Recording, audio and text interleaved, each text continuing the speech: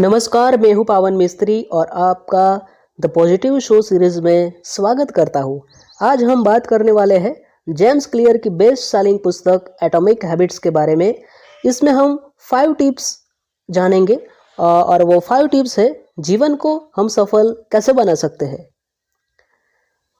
आपके लक्ष्य चाहे जो भी हो, जेम्स क्लियर की बेस्ट सेलिंग पुस्तक एटॉमिक हैबिट्स उत्पादकता के लिए एक सिद्ध रूपरेखा प्रदान करती है। पुस्तक में जो ऑडिबल पर एक ऑडियो बुक के रूप में भी उपलब्ध है, जेम्स क्लियर व्यवहारिक रणनीतियों का खुलासा करते हैं जो हमें सिखाती है कि कैसे अच्छी आदतें बनाए, बुरी आदतों को तोड़े और छोटे छोटे व्यवहारों में महारत हासिल करके जो उल्लेखनीय परिणाम देते हैं और हमें अभी तक का सबसे अधिक उत्पादक बनने में मदद भी करते हैं। जो लोग नहीं जानते उनके लिए बता दें कि जेम्स क्लियर आदत निर्माण के मामले में दुनिया के अग्रणी विशेषज्ञों में से एक है।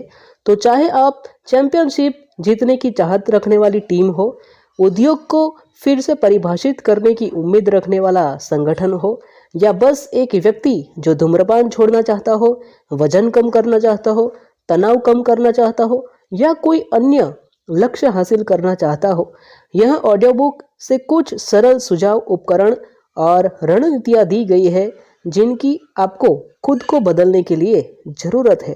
नंबर 1, यह ऑडियो बुक श्रोताओं को एक सरल लेकिन गहन सत्य से परिचित कराती है। स्पष्टता सफलता को जन्म देती है। केवल बदलाव की इच्छा व्यक्त करना पर्याप्त नहीं है। व्यक्ति को आगे बढ़ने के लिए एक स्पष्ट मार्ग तैयार करना चाहिए।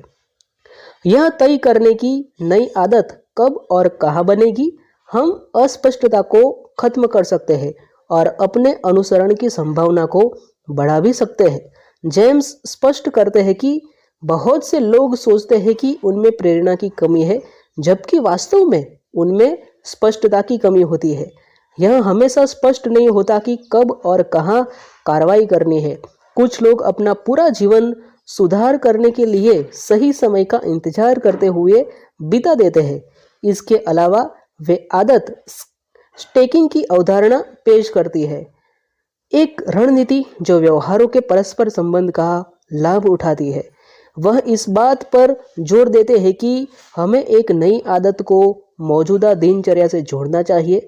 कुंजी यह है कि आप अपने वंचित व्यवहार को किसी ऐसी चीज से जोड़ दें जो आप पहले से ही हर दिन करते हैं। एक बार जब आप इस बुनियादी संरचना के महारत हासिल कर लेते हैं तो आप छोटी आदतों को एक साथ जोड़कर बड़ी आदतें बनाना शुरू कर देते हैं। नंबर 2, जेम्स का मानना है कि सफलता के लिए अपने पर्यावरण को डिजाइन करना अत्यंत महत्वपूर्ण है, क्योंकि पर्यावरणीय संकेत हमारे व्यवहार को बहुत अधिक प्रभावित करते हैं। उनका कहना है कि अपनी इच्छित आदतों का समर्थन करने वाले अनुकूल वातावरण बनाकर हम अपने लक्ष्यों को सहजता से प्राप्त कर सकते हैं। आप किसी खास आदत को किसी खास संदर्भ से जोड़ने के लिए खुद को प्रशिक्षित कर सकते हैं। प्रतिस्पर्धी संकेतों के सामने नई आदत बनाने की तुलना में नई आदतों को नए संदर्भ से जोड़ना आसान है। अगर आप हर रात अपने बेडरूम में टीवी देखते हैं तो जल्दी सो जाना मुश्किल हो सकता है।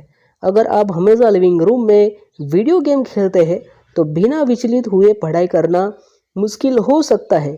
लेकिन जब आप अपने सामान्य वातावरण से बाहर निकलते हैं तो आप अपने व्यवहार संबंधी पूर्वाग्रहों को पीछे छोड़ देते हैं। आप अपने पुराने पर्यावरणीय संकेतों से नहीं जूझ रहे होते, जिससे बिना किसी रुकावट के नई आदतें बनने लगती है। नंबर 3, टाइम टॉल के खिलाफ लड़ाई में जेम्स एक सरल लेकिन शक्तिशाली हथियार का इस्तेमाल करने का प्रस्ताव करते हैं। 2 मिनट का नियम। कार्यों को प्रबंधनीय चरणों में विभाजित करके हम उस जड़ता को दूर कर सकते हैं जो अक्सर कठिन कार्यों से जुड़ी हुई होती है।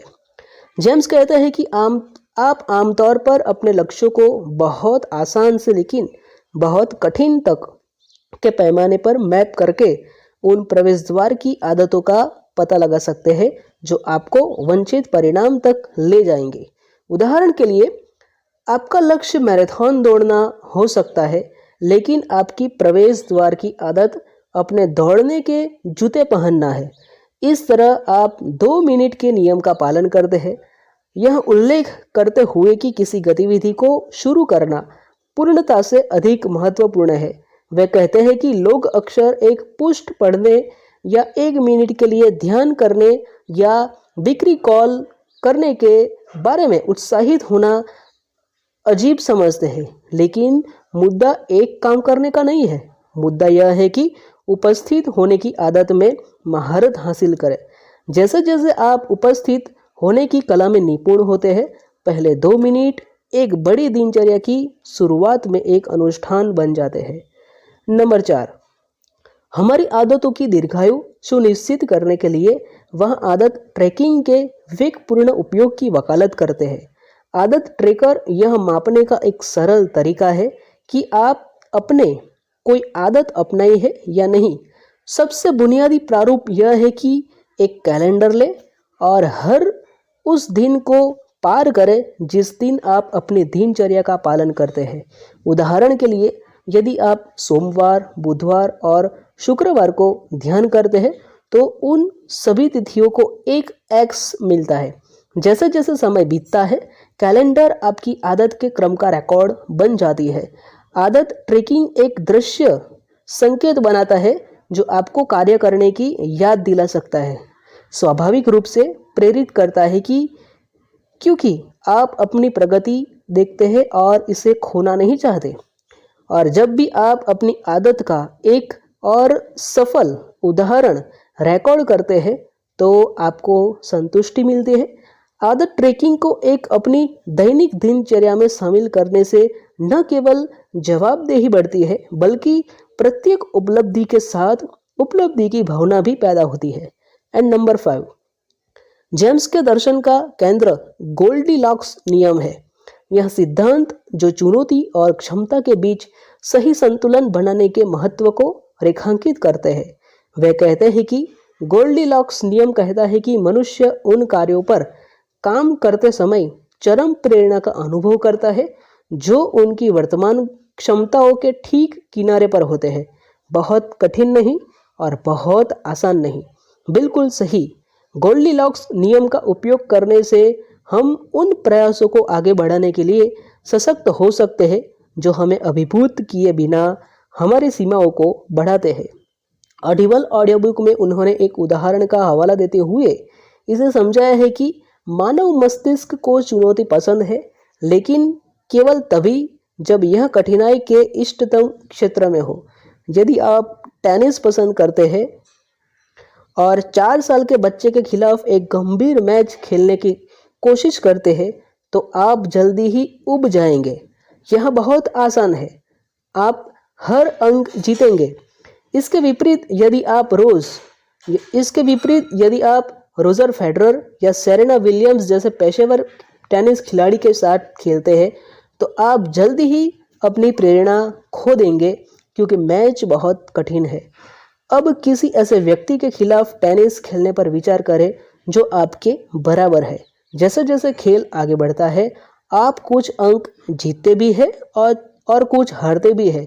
आपके पास जीतने का अच्छा मौका है, लेकिन केवल तभी जब आप वास्तव में प्रयास करें। आपका ध्यान कम होता जाता है, विकर्षण दूर होते जाते हैं और आप पाते हैं कि आप पूरी तरह से अपने काम में लगे हुए हैं।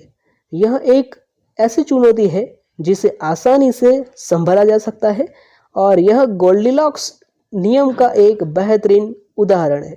धन्यवाद।